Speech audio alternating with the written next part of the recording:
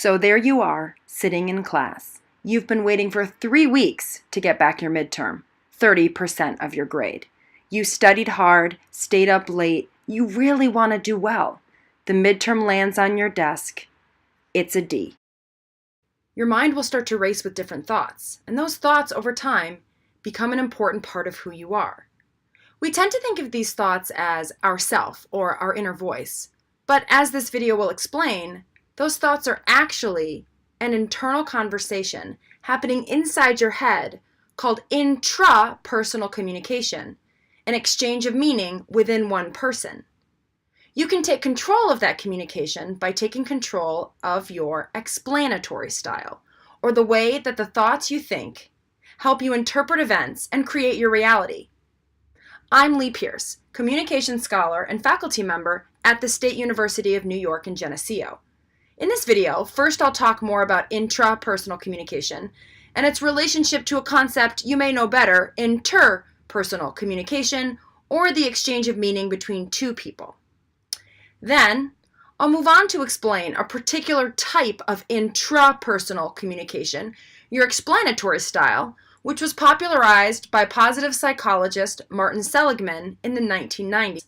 Finally, I'll help you recognize your own explanatory style and walk you through the ABCDE strategy. Getting that D will immediately shape your perception of yourself, whether you believe you are smart, capable, have a bright future, etc. Your thoughts about that D, your intrapersonal communication about that D, will also shape your relationships to other people. Whether you're able to be happy for your friend in the class who got a B, for example, or whether you'll go home later and be able to spend quality time with your roommate or snap on them for not doing the dishes.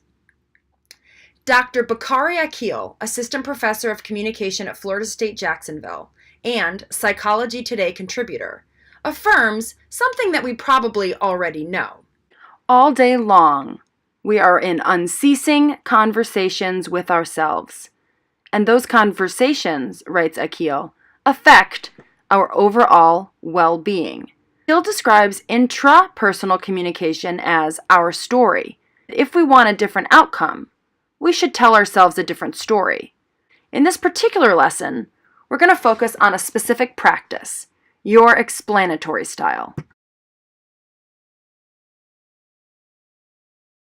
Explanatory style was popularized by positive psychologist Martin Seligman in the 1990s.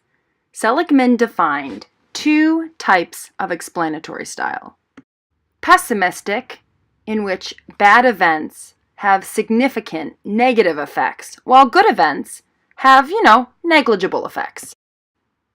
And optimistic, in which bad events have negligible effects, while good events have significant positive effects.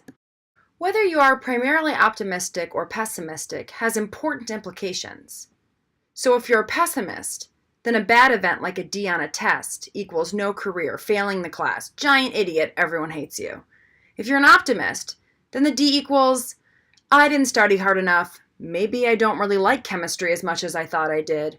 It's just one test. I think we get the point, but just to be sure, watch this clip from Suburbia. Alex, the redhead, arrives after a long hiatus, expecting to visit their child, but discovers that their child isn't there. Is Alex's response optimistic, pessimistic, both? And how do you know? What's your evidence for that claim? Think it over while you watch. She's in New York with Helen. Alex, they were both expecting you. No, that can't be right.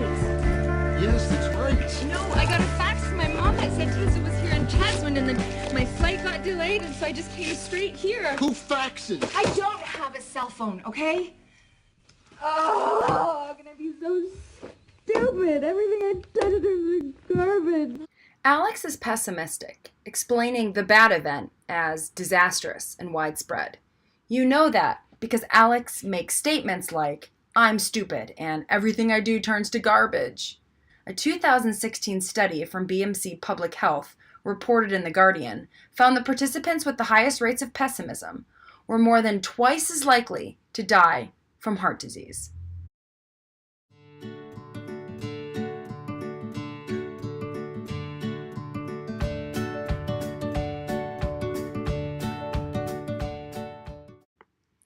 Seligman gives us one very specific tool, the ABCDEs. For the remainder of the video, I'm going to walk you through the ABCDEs using a pretty classic example, which is someone driving into the parking spot that you had your eye on maybe on a busy Saturday afternoon. All right, let's start with your A. That's your adversity. This is just the description of what happened. It's important here not to make assumptions. For example, they stole my parking spot is not an adversity because it's not neutral. It's your interpretation. So, there's a parking spot, it's empty, I want it, they have it, right? That's the basic interpretation. So that's your adversity. B, these are your beliefs. So this is where you separate what you believe about the event from what actually happened. So my beliefs might be, this always happens to me, that person did it on purpose, I deserved that spot.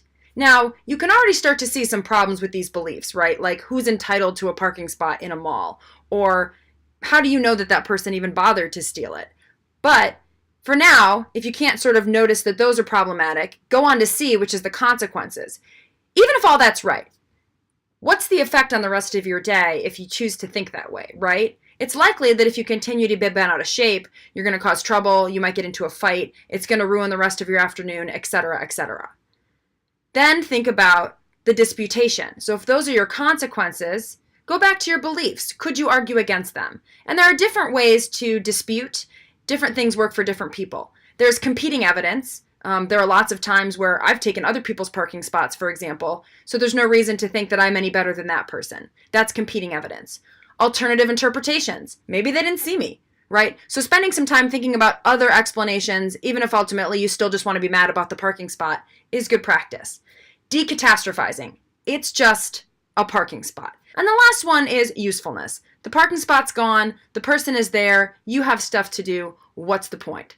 After you've gone through your ABCDs, do your E, which is your energization step. This is just a small reward, congratulating yourself for doing this work, because it isn't easy. You could be, take the rest of the day off, go home, have a nap, buy yourself the book you've been eyeing. It can be a real reward like that, or it can just be taking a moment and a deep breath and saying congratulations to you for working on your brain. And so that's all we have. Hopefully you've enjoyed the video, the ABCDEs come in handy, and you're paying more attention now to your intrapersonal communication, how you talk and think to yourself, to try and improve your relationships and your health.